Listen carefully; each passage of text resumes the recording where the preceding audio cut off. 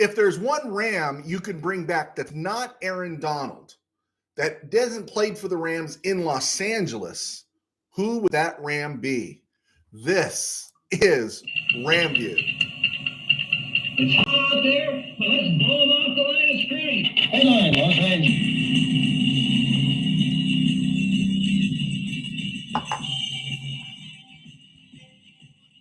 Live from the Ram Cave, I'm Joe Terosian, and this is RamView, the May the 6th, 2024 edition, brought to you by Kistler Law Firm.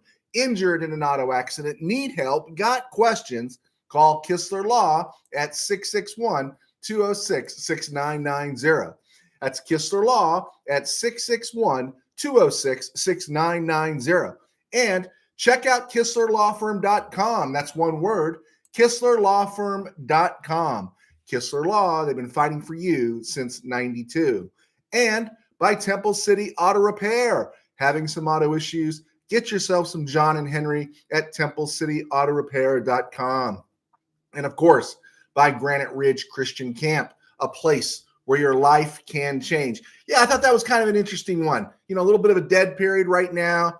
OTAs starting to heat up, all that stuff starting to get exciting. And I thought, who's the one Ram that you would bring back that didn't play in Los Angeles? You know what I'm saying? Everyone that played before 2016, right? Who's the one Ram you'd want to bring back? And that's something to think about. We'll just throw that out there. Manuel, thank you so much for joining us. Glad you got here early, and everyone else clicking on as the show progresses. Welcome. We're just going to hit on some basic stuff. It's going to talk Ram talk, some NFL talk a little Deshaun Watson, talk tiny bit Shedeur Sanders, and we're going to remember an Olsen brother. And it's not Ashley or Kate; those are the sisters. But we're not going to remember Merlin. We're going to remember Phil Olsen because he had a really unique NFL career that it kind of gets overlooked because, of course, of who his brother is. And so we'll get into all those things. But I was trying to prep for the show. And as I was prepping, I was prepping for the show, not trying to prep. I thought it was interesting that Bleacher Report had a listing of the league's top defenses, how they rate them after the recent NFL draft, right? And we know how the Rams, with their picks, went deep with defense, right?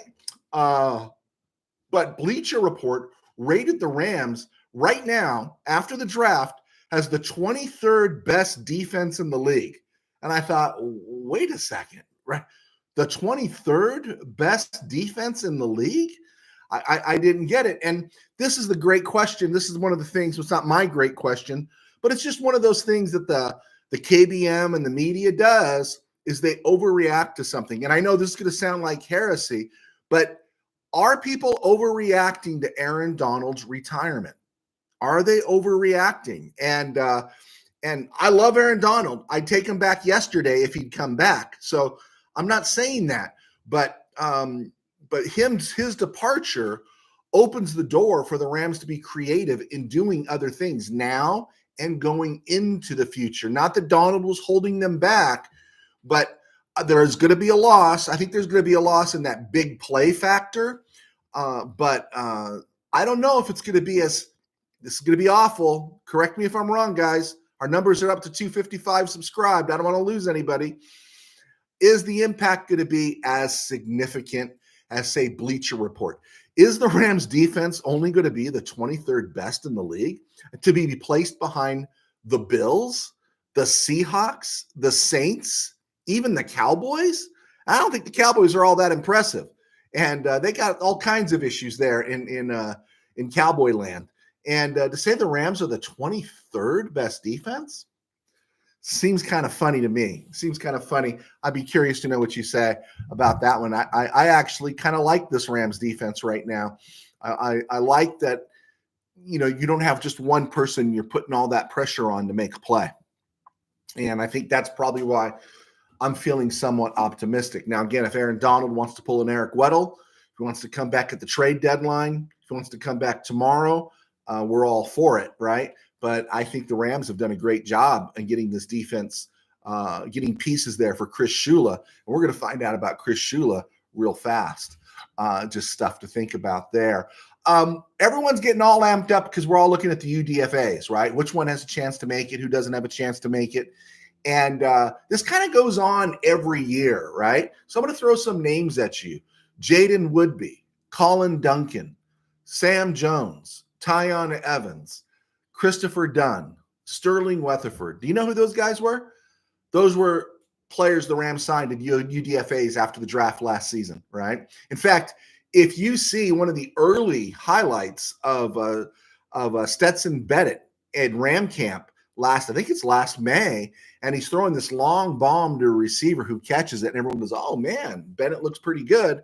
That receiver was Sam Jones, and he was put in the street before the preseason even began. Tyon Evans has bounced everywhere. Jaden Woodby was a pre-draft interview of the Rams in 2023.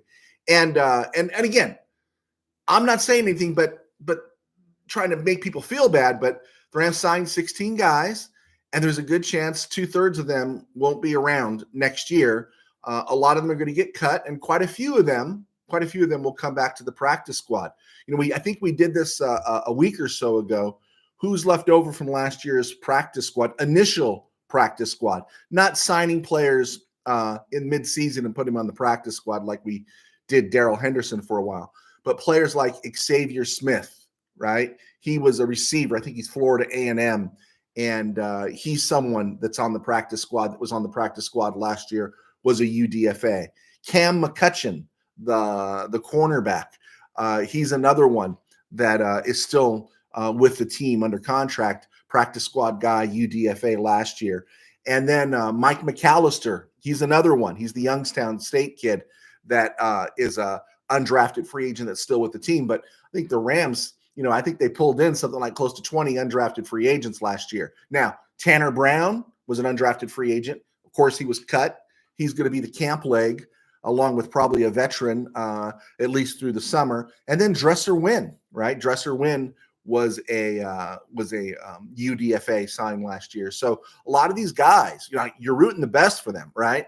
You want the best. Everyone's high on Drake Stoops right now. Everyone's high on Omar Spites. I was calling him Spates. I think they're calling him Spites, the LSU linebacker, which I think he has a good shot because he's only going against Troy Reeder, Christian Roseboom, and Jay Kummel. And it's not like you have to overcome talent with those guys. You just have to overcome desire and smarts. And so Spates has a real chance there. And then you look at the kid, is it Blake Larson? He's the guy with the wingspan of a Nephilim, right? He's this huge, right?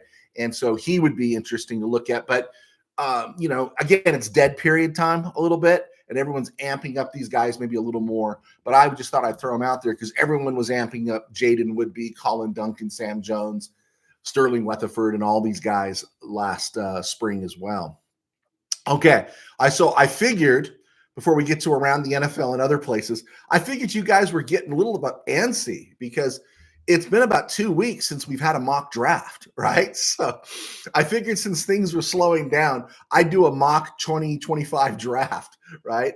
And so I went into a site, and for some unknown reason, the simulator had the Rams picking at number 15 overall. And right now, until we get through the college season and everything, boy, the pickings look slim at this point. And we knew next year's draft is going to be down. That's why you don't fret trading a second-round pick to acquire Braden Fisk, because this was a deeper draft. This was the last COVID draft. And so it was critical that you stock up on this draft because next year's crop is going to be a little lean. So the Rams had the 15th pick overall. I didn't see anything I liked at 15, so I traded with the Bears, and I moved back with the Bears. With the Bears, I got pick number 33. I got pick number 50.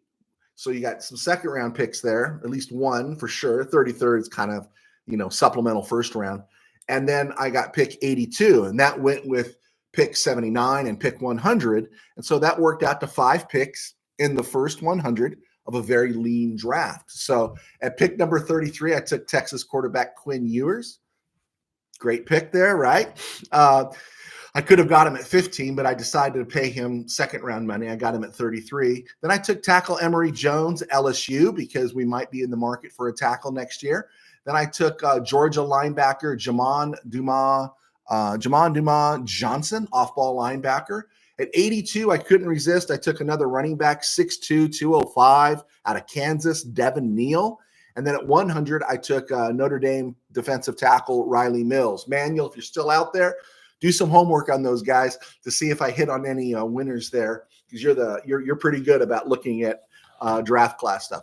Just for fun, guys. I'm not getting psycho about it, but it was kind of funny just to do a mock draft. I didn't even know the mock drafts would still be active right now, but I took a look and it paid off.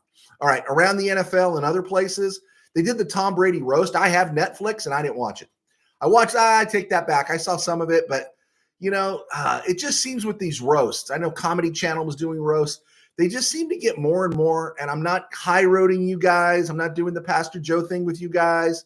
I'm not soapboxing you guys. It's just they get more and more crass, gross, and vulgar as the years go on. And I prefer the Dean Martin ones from back when we were younger. You ever see the old Dean Martin roasts? Is that they had a level they went to, but because they were on broadcast TV, they couldn't go any further. So it was more left with innuendo, and it just wasn't as bad. I don't know. I thought it was okay seeing them laugh, but I wasn't too crazy about it, so I didn't finish it. So yeah, everyone's talking about the Tom Brady roast. Come on, can't we be better? I don't know. Sorry, that's where I go. Someone asked me, they said, Joe, do you use foul language in your books? Because you're a pastor, and for the most part, I don't use anything. Maybe there's some bubble language in there, but I don't. And is it because of your faith and everything that you don't use language in your books? And sometimes if you read Tangent Dreams, I kind of used a colorful replacement there for the F word. And I told him, I said, it's not that, I'm afraid something bad's going to happen to me if I use a bad word, because you're just being honest in how people talk. It's just, come on, can't we be better? Can't we be better? Right. And so these days it's like, I used to cover some baseball games, and I'd have girls behind me and they talk like mill workers. Right. And it's like, man, you would never hear people talk like that. Now I'm high roading you. So I apologize. I just wasn't into the Tom Brady roast. Want to see some great roasts? Go watch the Dean Martin roasts. Okay. Second part here. Rashad Penny, former Norwalk star out of Norwalk High School here in the Southland. He signed with Carolina. He's kind of done the circuit. First round pick with Seattle, kind of caught fire that last year, hurt himself again, went to Philly, didn't touch the rock. Now he's in Carolina. I covered Rashad Penny his last 2 years in high school.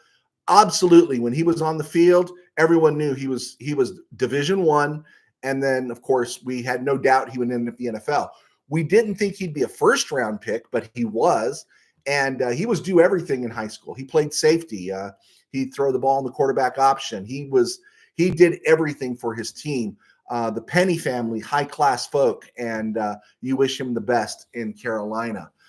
Third point here around the NFL and other places is Deshaun Watson popped into my head.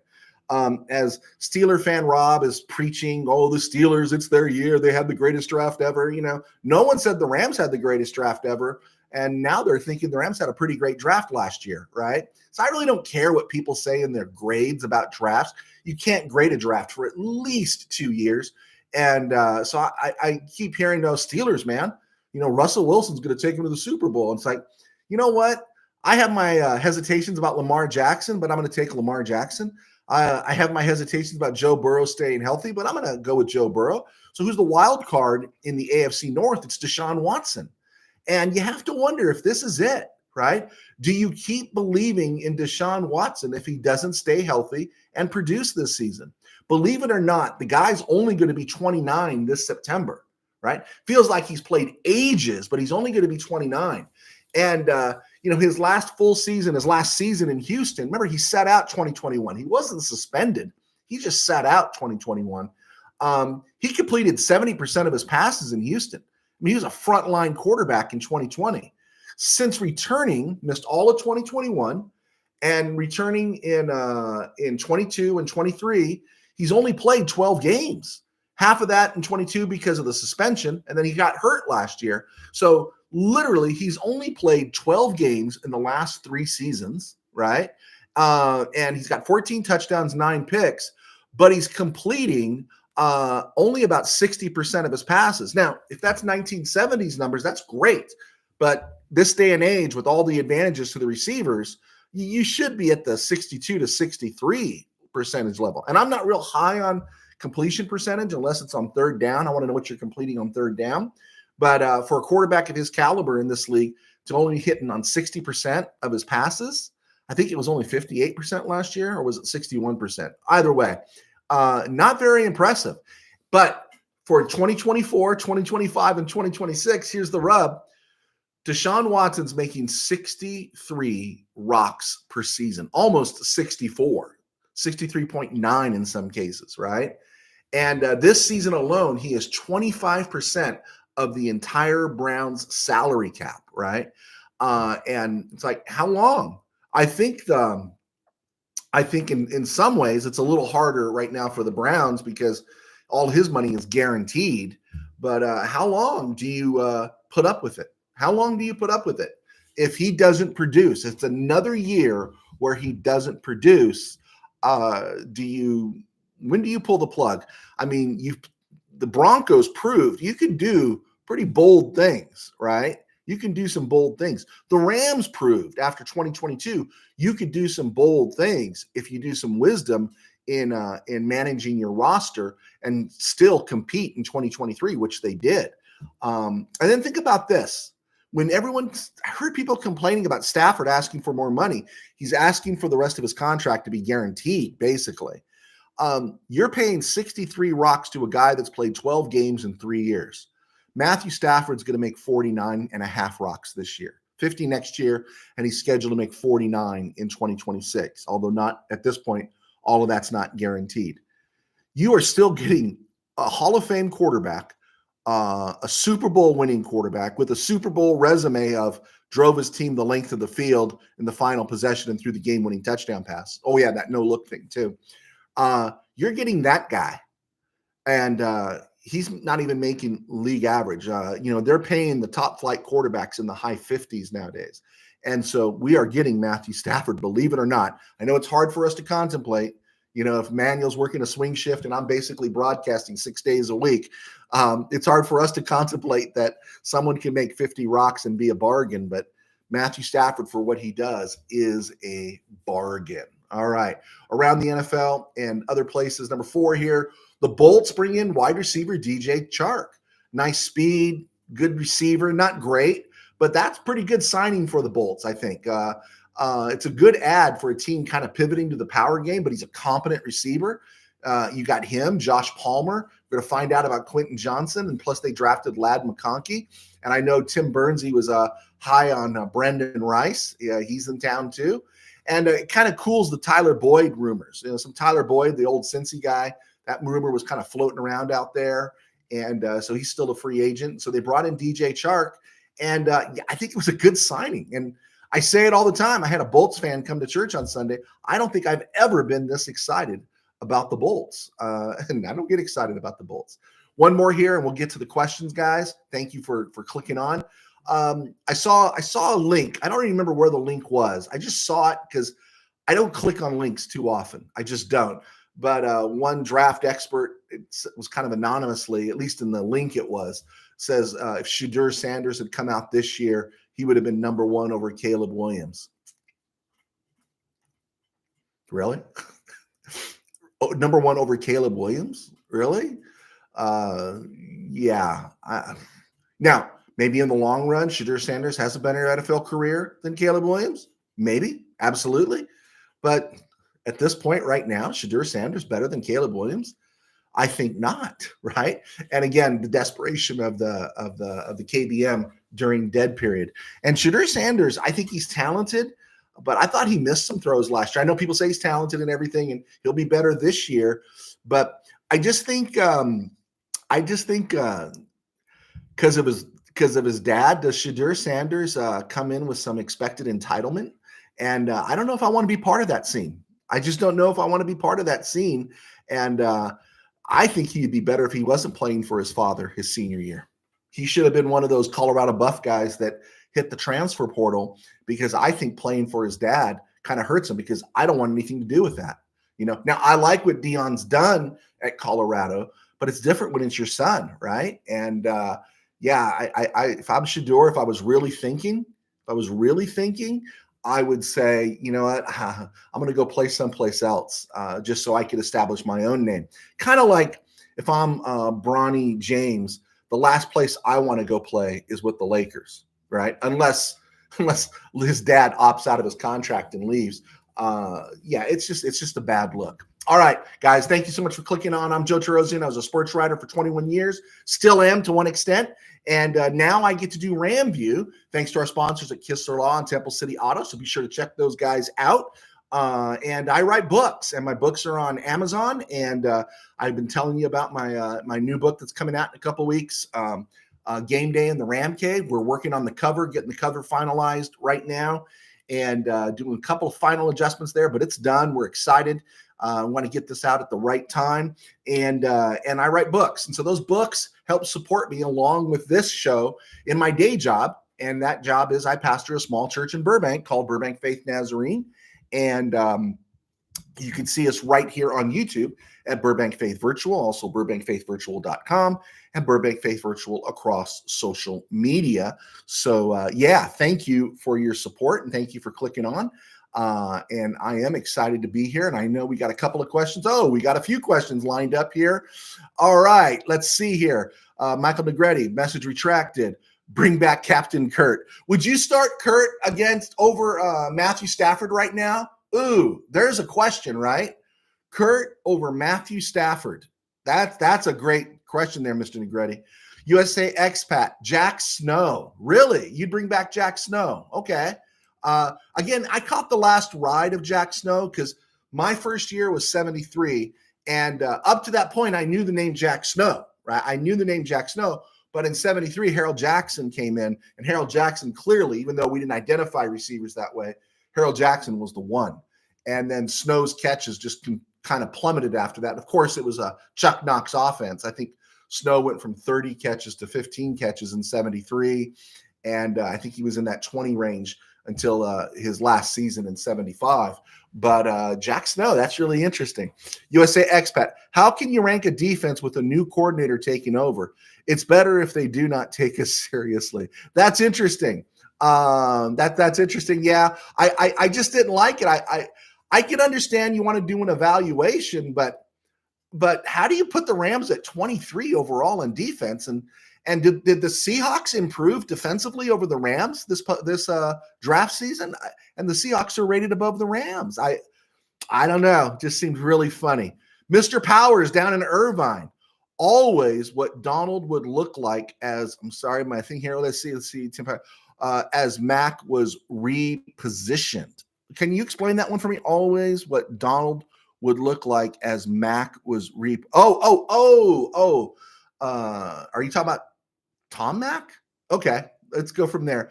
Omar Spates is fire. This is Manuel Correa. Put him next to Jones. Is he the next Ernest Jones if we don't sign Jones? USA expat.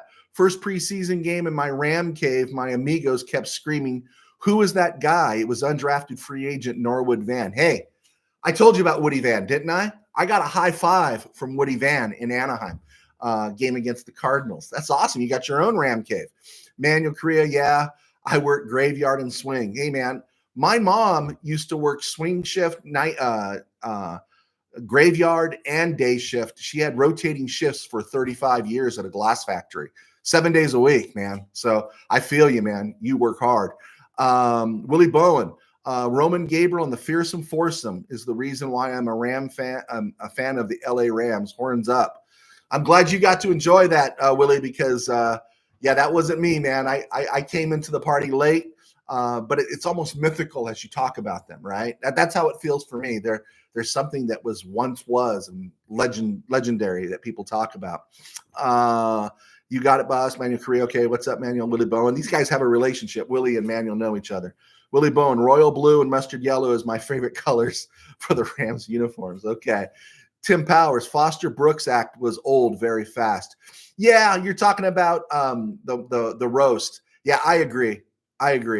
Let's see. Tim Powers, healthy Stafford equals playoffs. Hey, I'm going to go further than that, Mr. Powers. Healthy Stafford says Super Bowl.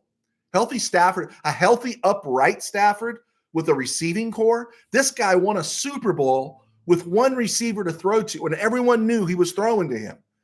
I'm all in on Matthew Stafford. I'm not trading anybody in the NFC for Matthew Stafford. I'm not giving up Matthew Stafford. So yeah, he is the stud, man. Willie Bowen, a healthy LA Rams team equals Lombardi Trophy. Let's see, Tim Powers, cover suggestions, multiple Rams greats over the years. You know, Mr. Powers, on the cover of the book, because it's a novel, I have to kind of be careful how I use the cover because there are rights issues to certain things. And yeah, I would love to do that, but it is a work of fiction and stuff. So yeah, you got to be careful about your cover. That's why it takes a little time sometimes to tweak some of these things. Let's see, Ed Chandler, snow was awesome. 1974, Mr. Chandler, he caught the winning touchdown pass from James Harris in a game at the Coliseum, and I didn't see it. We listened to it on the radio. He caught a one-handed pass in the corner of the end zone. Remember that game? Rams were losing, and then Ken Geddes got the game-clinching interception, and we beat the Vikings at the Coliseum. That was heaven. Our friend of ours named Gilbert, he was there at the game. He said there was like 90,000 people, and he said it was crazy. But nothing like Jack Snow and listening to Dick Enberg make the call.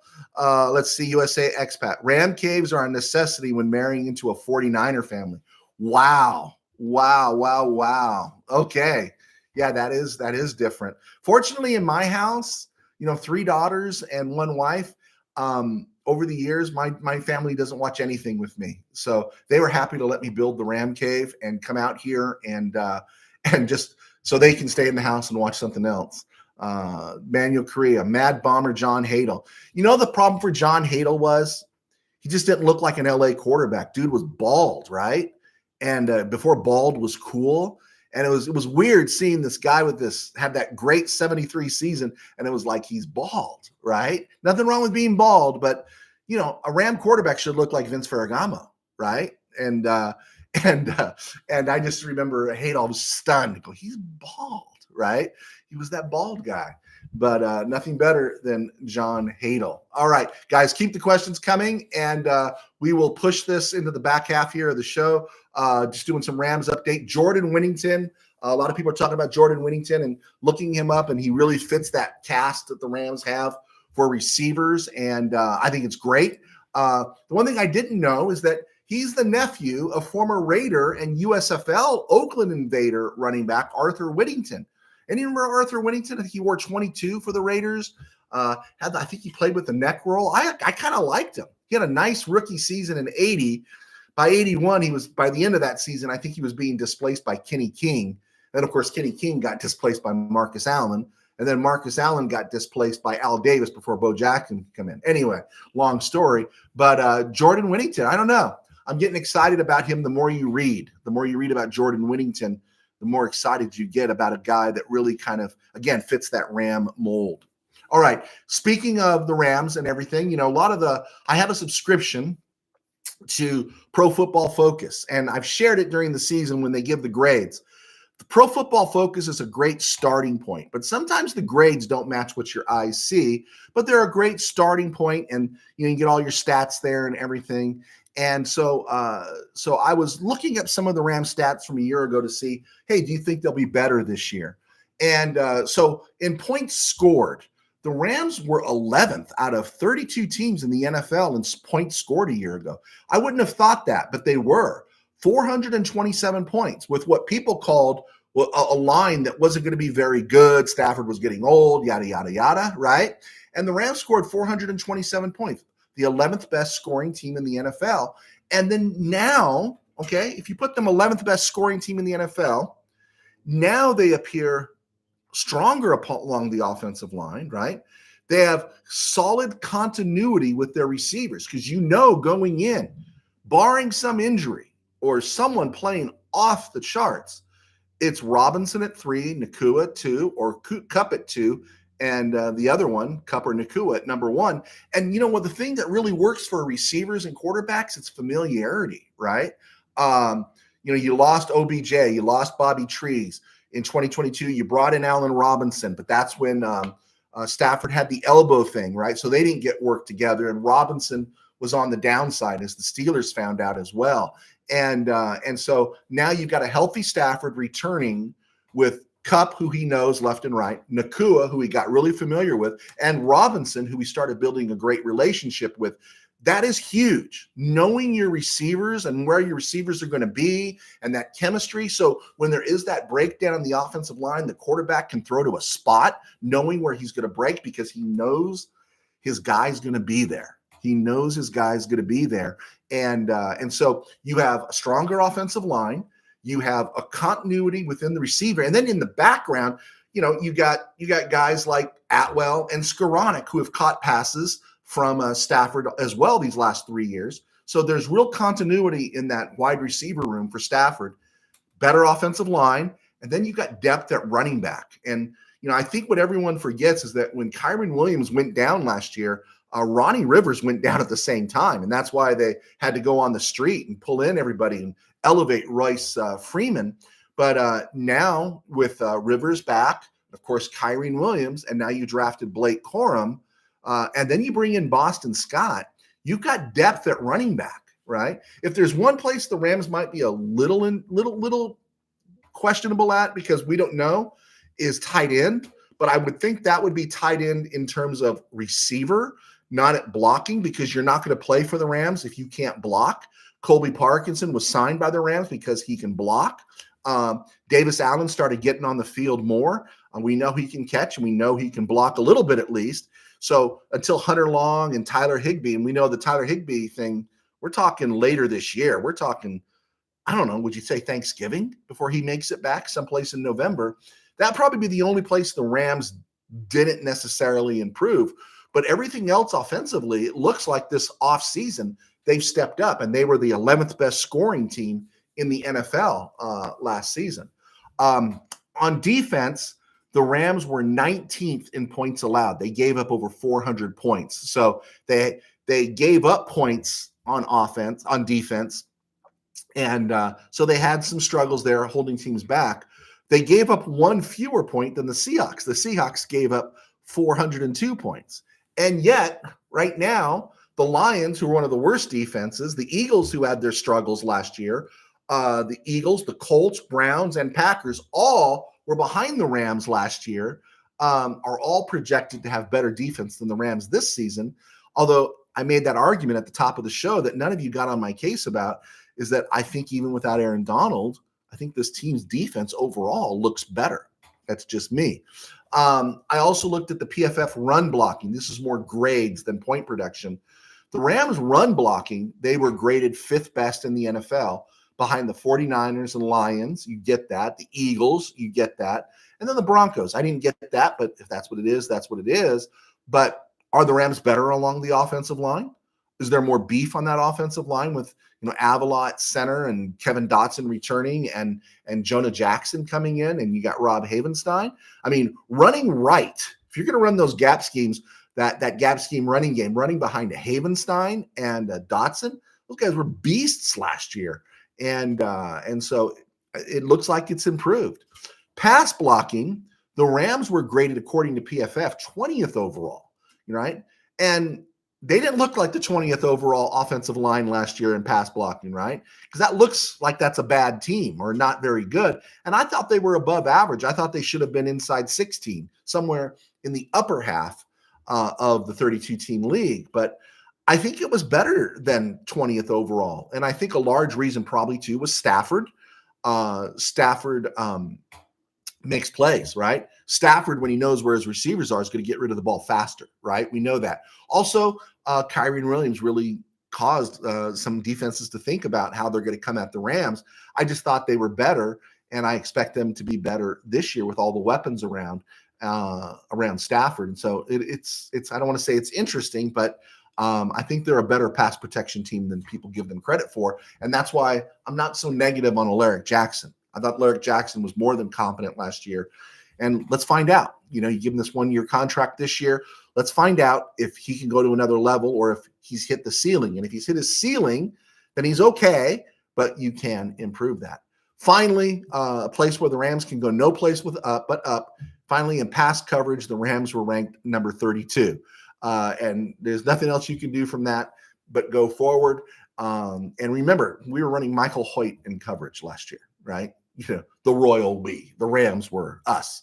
And that was a struggle, right? It was a struggle. Darian Kendrick had good days, bad days. Kobe Durant had good days, bad days when he wasn't on the field. The Rams had some struggles there, and they had some struggles at safety as well. So what have they done? They've added veterans to the secondary, veterans at corner, drafted a high end, what a lot of people consider it at 99, or was it 199? That's where they drafted Cameron Kitchens, and then they took some edge guys to put more pressure on the quarterback. So 32nd overall in pass coverage. The Rams can't go any place but up, right? And of course, we do believe and we trust that they've been improved in their kicking game with the drafting of Josh Carty. And so this team overall just looks like a better team. It just looks like a better team right now. Again, going over schedule, I'm looking forward to next week because I think that's when the order of the schedules to be released. 49ers, Cardinals, Seahawks, of course, Bears, Lions, Patriots, Jets, Saints, and those are the road games. And the big ones there to me, Lions don't freak me out because I think the Rams can beat the Lions. And I think they can beat these other teams too. It's just Bears, Patriots, Jets. When do you go to those places? How cold is it going to be? When do you get them in your schedule? And then, of course, at home, this is a great all these teams are at home. Packers, Vikings, Bills, Dolphins, Eagles, Raiders. That's not an easy run, but you know what? It's better to have them at SoFi than to have them on the road. All right, guys, let me get to it. Was a stone groove, my man. It was a stone groove, but we're not done yet. On this date in history, May the 6th, 1976, Phil Olsen signed as a free agent with the Denver Broncos. Now, free agency was there in word in the NFL, but they just punished you with all kinds of compensation. So Phil Olsen signed as a free agent with the Broncos. The Rams received a 3rd and a 6th round pick as compensation, and the rights to wide receiver Otto Stowe. And Olsen's interesting. Of course, it's Merlin Olsen's little brother at 6'5", 275, whatever he was. So they draft. He was drafted by the Patriots, 4th overall in 1970. Has kind of a catastrophic knee injury. Doesn't play that year. And then he ends up signing with the Rams as a free agent in 71.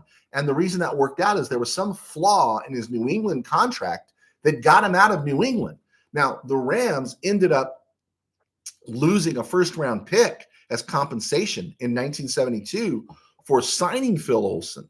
But and they also lost a 3rd-round pick. But Olsen ended up coming to the Rams, and he was started off and on, occasional starter in 71 and 72. But by 73, Larry Brooks was the guy, right?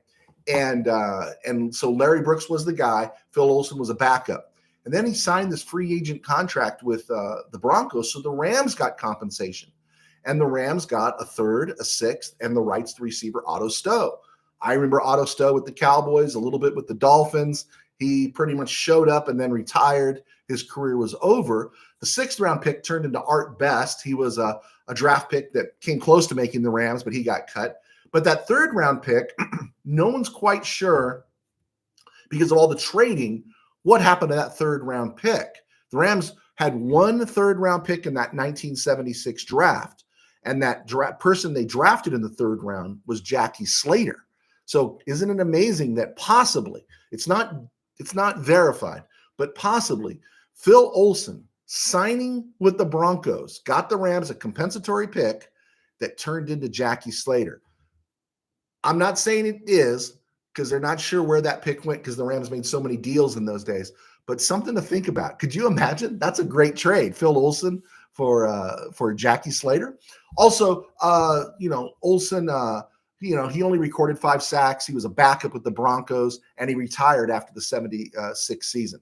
And he signed with the Broncos in 75, not 76. He played there in 75, 76, and then he retired in 76 after the 76 season and missed their run to the Super Bowl. Just something I thought I'd throw out there. I thought it was pretty interesting stuff there in regards to Phil Olsen. It's tough to live up to your brother Merlin, but you get out of your contract as a free agent because of some flaw that New England screwed up, and then you end up jumping ship, going to the Rams, and then possibly helped the Rams end up getting Jackie Slater. On this day in 1976, the Rams signed Mac Huron. Remember Mini Mac Huron? And Leroy Jones, who didn't make the team and ended up going to the Chargers and had a great career with the Chargers. Jones was a second-round pick of the Rams in 75. He left college early, played in Canada, and then was eligible for the draft in 75. And so he was already playing in Canada. He was eligible, I think, in 74, but he was still in Canada, couldn't get out of Canada in 75 something. And then he joined the Rams in 76, and he was eventually moved, and he ended up with the Chargers. On this day in 94, the Rams signed Chris Chandler, quarterback. And also on this day in 2016, I thought it was interesting. We talked about UDFAs, and I was kind of pushing down on them a little bit. But on this day in 2016, the Rams signed Corey Littleton and Morgan Fox as UDFAs. They also signed Nelson Spruce, who had one game against the Cowboys in the preseason. But Corey Littleton ended up being a Pro Bowl performer for the Rams in 2018. After the 2019 season, he signed that contract with the Raiders, was never the same again. Morgan Fox came to the Rams, and he was bounced on and off that roster for so many years, for at least 5 seasons, right? 2016 through 2020. And then he went to Carolina, didn't work out there, but he has something like 10 sacks in the last 2 years for the Chargers. And I don't know where he's at right now. I don't know if he's still there, but Morgan Fox, UDFA, he produced for the Rams, and he had 24 career sacks right now, and that's a pretty nice career. He's got a pension, right? He's got a pension, and that was kind of cool. Let's see here. Nothing much. Oh, tomorrow, May 7th, is the 3rd-year anniversary of the passing of Jim Bertelsen. He passed away in Texas at the age of 71. I wanted to get that out there. All right, let's see if we got some more questions as we go forward. Let's see. Dano, the person you would bring back is Steven Jackson. That was who was on my mind. I have to tell you, Steven Jackson was on my mind. What would the people be thinking about the Rams if Steven Jackson was in their backfield right now with that line blocking for him, that quarterback throwing, so he's not taking every hit. And Steven Jackson could catch the ball. I mean, Steven Jackson, man, put that dude in the hall. I'm very pro Steven Jackson. Willie Bowen, all right, naming off some running backs here. I want to know, Willie, did you see Jim Arnett play or John Arnett play? I didn't see him play. So Lawrence McCutcheon I saw, Capoletti I saw, Charles White, Greg Bell, Barry Redden, Darrell Henderson, my favorite LA Rams running backs. Do you like Darrell Henderson? Why is Darrell Henderson special to you? I got a reason I like Darrell Henderson, and it's Super Bowl 56. Not anything else, but I really like Darrell Henderson in Super Bowl 56. Tim Powers.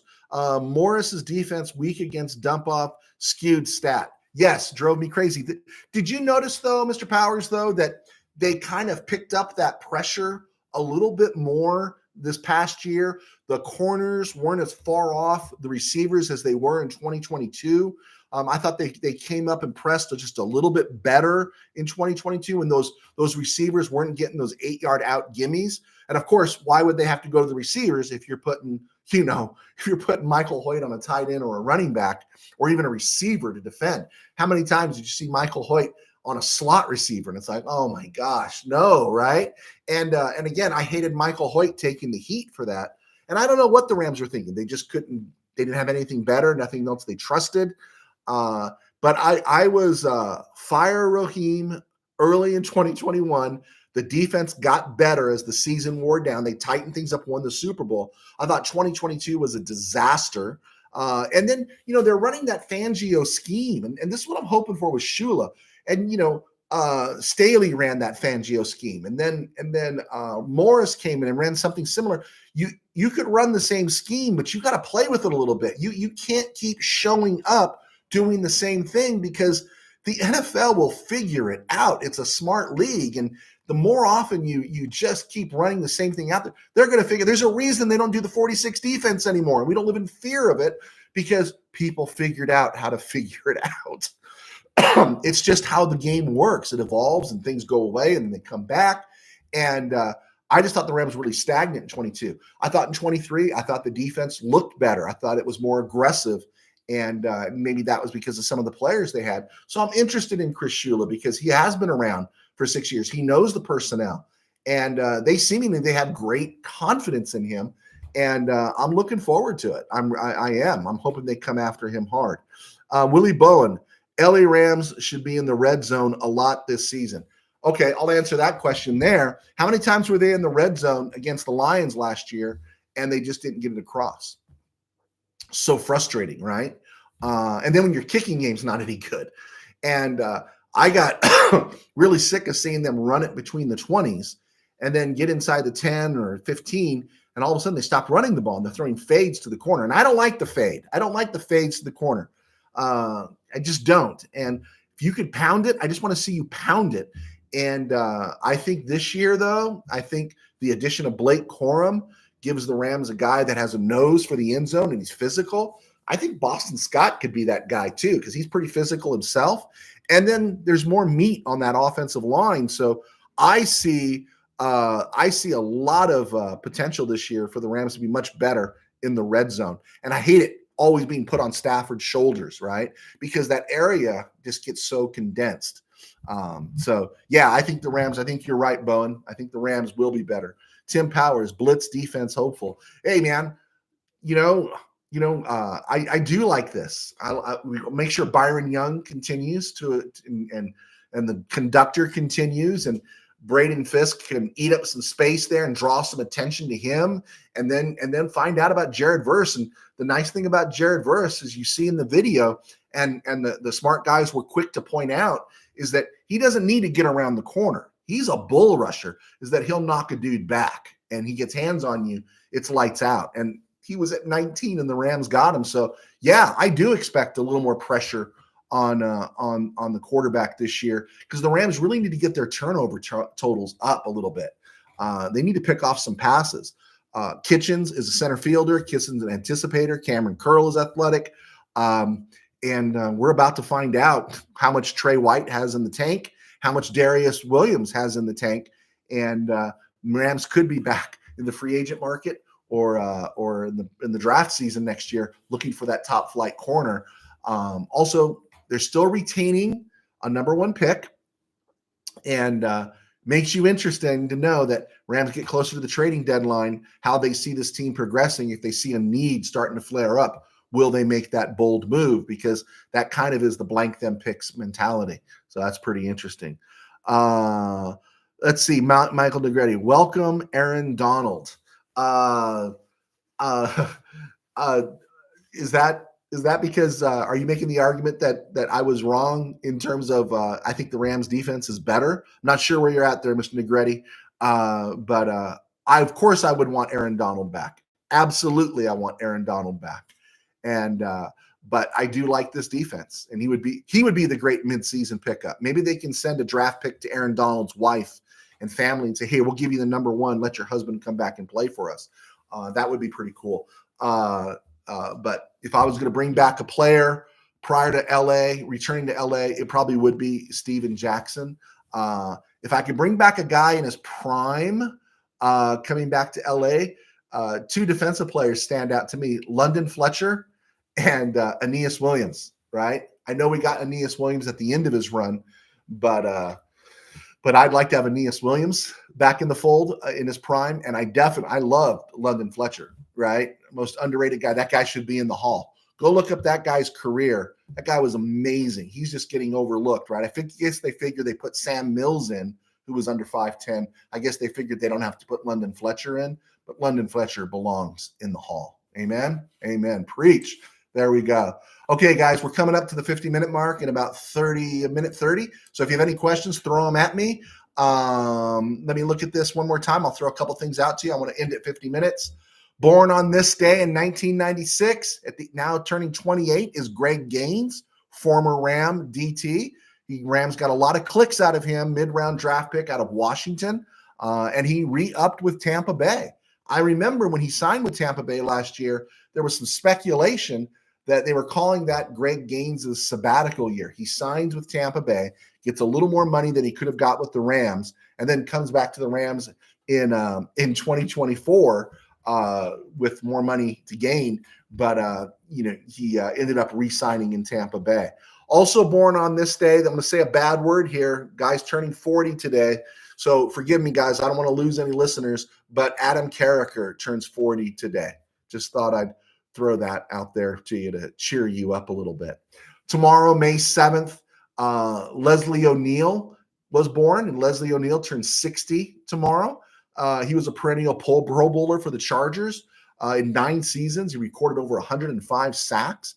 In 2 seasons with the Rams, 96 and 97, he had 17 sacks. The Rams got a lot of clicks out of a aging Leslie O'Neal, another Hall of Fame kind of guy. Thought I'd throw them out there. All right, cool. We're coming up at the 50-minute mark. Guys, just wanted to let you know I will be live on Wednesday. Oh, Dano, Orlando Pace. There's another guy. Absolutely. Orlando Pace. Yeah, I like Alaric Jackson, but I'd swap him out for Orlando Pace. But I won't be live on Friday. I am on my way to Arizona on Thursday. My day job, I am at an ordination service for a younger minister. He asked me to pray with him. So I will not be on the air on Friday. And usually we're clockwork, man. Monday, Wednesday, Friday, and we do the show. But not only am I going to be out of the Ram Cave in some hotel room in Phoenix or in Chandler, but I'm also at 5 o'clock. I'm going to be at this service. So I will not be live on Wednesday. We will be live on Friday. Sorry. We will not be live on Friday. We will be here at 5 o'clock on Wednesday. Okay. I think we got it. I think we're ready to go. This was a lot of fun. And if you guys have thoughts, you guys just put them down and we'll go from there. And again, I thank you, man. Our numbers have exceeded anything we dreamed possible. So we just thank you for your support. Please hit like and subscribe and leave comments and share with your friends as we go forward. Mr. Powers, I'm kind of curious about your knee. Are you going to be ready for the season? We heard you had a knee replacement surgery, so let us know. Okay, guys, God bless. Take care. We will be talking to you on Wednesday. Go Rams.